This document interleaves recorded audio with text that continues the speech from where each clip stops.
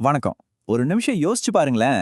உங்க ஏரியால இருக்கிற பூங்காவையோ, இல்ல பசங்க விளையாடுற கிரவுண்டையோ, இத எடுத்துட்டு வேற இடத்துல தர்றோம்னு சொன்னா, நீங்க சரின்னு சொல்வீங்களா? சான்ஸே இல்ல, இல்லையா?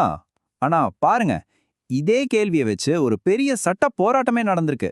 அத பத்தி தான் நம்ம இன்னைக்கு ஆழமா பார்க்க போறோம். வாங்க அந்த கேஸ்ல என்னதான் ஆச்சுன்னு பார்க்கலாம். பாக்குறதுக்கு இது ரொம்ப சிம்பிளான கேள்வி மாதிரி தான் தெரியும். ஆனா இதுக்குள்ள ஒரு பெரிய சட்ட சிக்கலே ஒளிஞ்சிருக்கு. பொதுமக்களுக்காக ஒதுக்கப்பட்ட ஒரு பூங்கா நிலத்தை அதுக்கு பதிலா வேற ஒரு இடத்த கொடுத்து ஈடுகட்ட முடியுமா? இந்த ஒரு கேள்விதான் இந்த முழு வழக்கையும் முன்னாடி நகர்த்திக்கிட்டு போச்சு. இது ஏதோ நாம கற்பனையா கேக்குற கேள்வி இல்ல. நிஜமாவே இந்த பிரச்சனை சென்னை உயர்நீதிமன்றத்தோட கதவுகளை தட்டியிருக்கு. ஒரு தனிநபருக்கும் ஒரு மாநகராட்சிக்கும் நடுவுல நடந்த ஒரு மோதலோட ஆரம்ப புள்ளி இதுதான். இதோ சென்னை உயர்நீதிமன்றம். இந்த வரலாற்று சிறப்புமிக்க கட்டடத்துல தான் இந்த வழக்கு விசாரணைக்கு வந்துச்சு. ஒரு பக்கம் ஒரு சாதாரண குடிமகன், இன்னொரு பக்கம் ஒரு பெரிய மாநகராட்சி. ரெண்டு பேருக்கும் நடுவுல பிரச்சனைக்கு காரணம் ஒரு பொது பூங்கா நிலம். சரி, இந்த வழக்கு கோயம்புத்தூர்ல எப்படி ஆரம்பிச்சுன்னு பாப்போம். இதுல சம்பந்தப்பட்டவங்க யாரு, அவங்களுக்குள்ள என்னதான் பிரச்சனை? வாங்க இன்னும் கொஞ்சம் விரிவா அலசலாம். இந்த கேஸ்ல ஒரு பக்கம் மனுதாரர் அரவிந்த். அவருக்கு எதிரா நின்னது கோயம்புத்தூர் மாநகராட்சி.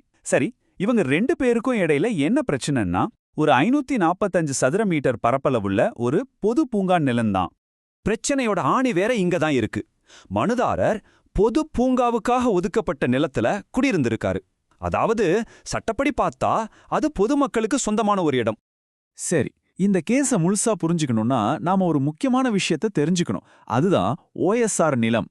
என்னது ஓஎஸ்ஆரா அப்படின்னா ஓபன் ஸ்பேஸ் ரிசர்வேஷன். அதாவது ஒரு புது லேஅவுட் போடும்போது அந்த இடத்துல பூங்கா, விளையாட்டு மைதானம் மாதிரி பொது உபயோகத்துக்காக கண்டிப்பா ஒரு இடத்த ஒதுக்கணுங்கிறது சட்டம்.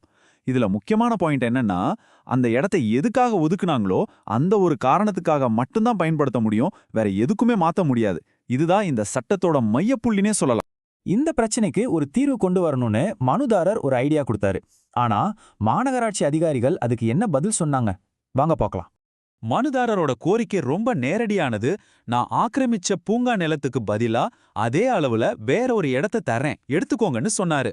ஆனா மாநகராட்சி தரப்புல ரொம்ப உறுதியா சொல்லிட்டாங்க, மன்னிக்கணும், ஓஎஸ்ஆர் நிலத்தை அப்படி மாற்றுவதற்கு சட்டத்துல இடமே இல்லைன்னு சொல்லி நிராகரிச்சுட்டாங்க. பாருங்க, இந்த பிரச்சனை எப்படி படிப்படியா தீவிரம் அடைஞ்சதுன்னு. முதல்ல மனுதாரரோட கோரிக்கையை நிராகரிக்கிறாங்க. அடுத்து அவர் அந்த இடத்தை விட்டு வெளியேற சொல்லி நோட்டீஸ் அனுப்புறாங்க. கடைசியா இந்த விஷயம் நீதிமன்றத்துக்கு போய் ஒரு இறுதி தீர்ப்புக்காக காத்து நிக்குது. இப்போ நாம கதையோட கிளைமேக்ஸ்க்கு வந்தாச்சு. தனிநபர் உரிமை, பொதுநலம், சட்டம்னு பல கோணங்கள்ல அலசப்பட்ட இந்த பிரச்சனைக்கு உயர்நீதிமன்றம் என்ன தீர்ப்பு சொல்லுச்சு? உயர்நீதிமன்றம் இந்த விஷயத்துல அவங்களா ஒரு முடிவெடுக்கல. அதுக்கு பதிலா இந்திய உச்சநீதிமன்றம் இது சம்பந்தமா ஏற்கனவே கொடுத்திருந்த ஒரு தீர்ப்ப ஆதாரமா எடுத்துக்கிட்டாங்க. இதுதான் இந்த வழக்கின் திருப்பு முனையே. அதாவது அவங்க தீர்ப்பு நாட்டின் மிக உயர்ந்த சட்ட அதிகாரத்தோட பின்புலத்திலிருந்து வந்துச்சு. அந்த தீர்ப்போட ஆதாரம் என்ன தெரியுமா? உச்சநீதிமன்றத்தோட ஒரு தீர்ப்புல இருந்து வந்த ஒரு பவர்ஃபுல்லான வரிதான். அதுல என்ன சொல்லியிருந்தாங்கன்னா, ஓஎஸ்ஆர் நிலம் எந்த நோக்கத்துக்காக ஒதுக்கப்பட்டதோ அந்த நோக்கத்துக்காக மட்டும்தான் பயன்படுத்தப்படணும், அதை மாத்திரத்துக்கு அனுமதியே கிடையாது. அவ்வளவுதான். இந்த ஒரு வரி எல்லா விவாதத்துக்கும் ஒரு முற்றுப்புள்ளி வச்சிடுச்சு. நீதிமன்றத்தோட தீர்ப்புல 3 விஷயங்கள் ரொம்ப தெளிவா இருந்துச்சு. 1, மனுதாரரோட மனு தள்ளுபடி செய்யப்பட்டது. 2, அவர் அந்த இடத்த விட்டு வெளியேற்ற சொன்ன மாநகராட்சியோட உத்தரவு சரிதான், அது உறுதி செய்யப்பட்டது. 3, அந்த இடத்துல பூங்கா அமைக்கும் வேலையை உடனே ஆரம்பிக்கணும்னு மாநகராட்சிக்கு உத்தரவிடப்பட்டது. சரி, கோயமுத்தூர்ல நடந்த இந்த ஒரு கேஸ் வெறும் ஒரு நிலப்பிரச்சனை மட்டும்தானா? இல்ல, இது நம்ம எல்லாரோட நகர வாழ்க்கைக்கும் பொது இடங்களோட முக்கியத்துவத்துக்கும் ஒரு பெரிய பாடம். அது என்னன்னு இப்ப பார்க்கலாம். இந்த தீர்ப்பு நமக்கு சொல்ற முக்கியமான விஷயம் என்ன தெரியுமா? பொது இடங்கள், அதாவது ஓஎஸ்ஆர் நிலங்கள் எந்த ஒரு பேச்சுவார்த்தைக்கும் அப்பாற்பட்டவை. அதை யாருக்காகவும் எதுக்காகவும் மாற்ற முடியாது.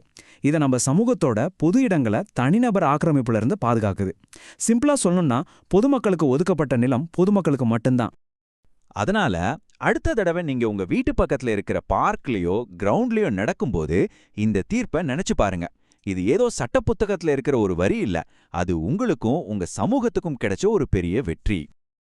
நாம இன்னைக்கு பார்த்த இந்த வழக்கு ஒரு நிலத்தை பத்தி மட்டும் பேசல.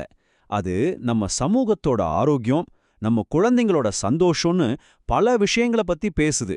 அதனால கடைசியா இந்த கேள்வியோட உங்களை விட்டு செல்கிறேன். ஒரு பூங்காவோட உண்மையான மதிப்பு என்ன? அது வெறும் சதுரடி கணக்கு மட்டும்தானா, இல்ல நம்ம வாழ்க்கையோட மறக்க முடியாத சந்தோஷமான தருணங்களா? யோசிச்சு பாருங்க. நன்றி.